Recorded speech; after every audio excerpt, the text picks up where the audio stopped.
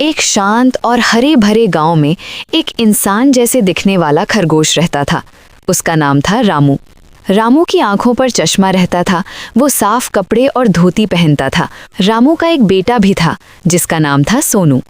सोनू भी सुबह जल्दी उठता, ब्रश करता और अपने पापा रामू की तरह सादा जीवन जीता था। हर सुबह बाप बेटा दोनों साइकिल पर बैठ के खेतों की ओर जाते। रास्ते में दोनों बातें करते। खेत पहुंचकर रामू और सोनू मिलकर मेहनत से काम करते, बीज बोते, पानी देते और फसलों की देखभाल करते।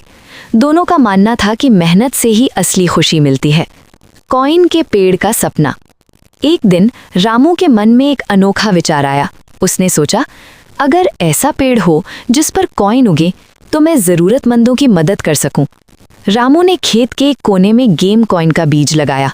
रामू, सोनू और पूरा परिवार हर दिन उस पेड़ का इंतजार करने लगा। 15 दिन बाद वो पेड़ बहुत बड़ा हो गया और उस पर चमकते हुए कॉइन लगने लगे। रामू ने तय किया कि वो कॉइन का गलत इस्तेमाल नहीं करेगा। जब सच में ज़रूरत होती तभी वो कॉइन लेता। इंसान जैसा चूहा। एक दिन एक इंसान जैसा चूहा वहां आया। वो भी साइकिल पर था, आंखों पर चश्मा और धोती पहने हुए था। उसे पता चला कि रामू के खेत में कॉइन का पेड़ है। वो चूहा रामू के पास आया और कॉइन मांगने लगा। रामू ने बिना सोचे समझे उसे कॉइन दे दिया।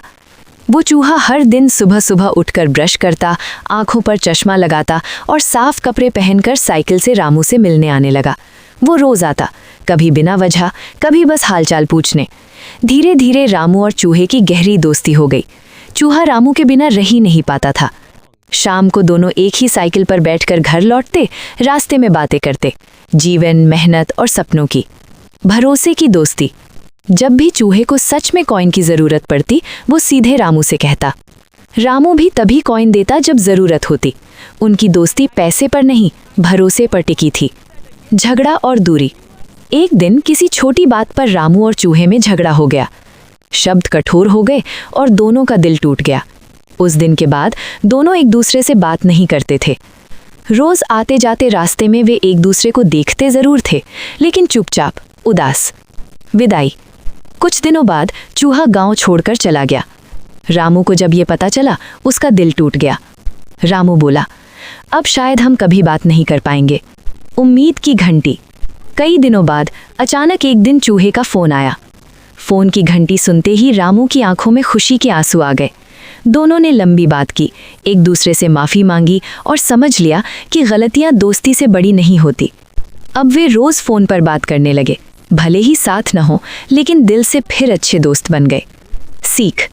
ये कहानी सिखाती है कि सच्ची दोस्ती दूरी से नहीं टूटती और माफ़ी मांगने की हिम्मत रिश्तों को फिर से जिंदा कर देती है।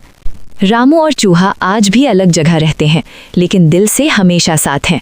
ऐसी वीडियो चाहिए तो ज़रूर लाइक करें और चैनल को सब्सक्राइब करें।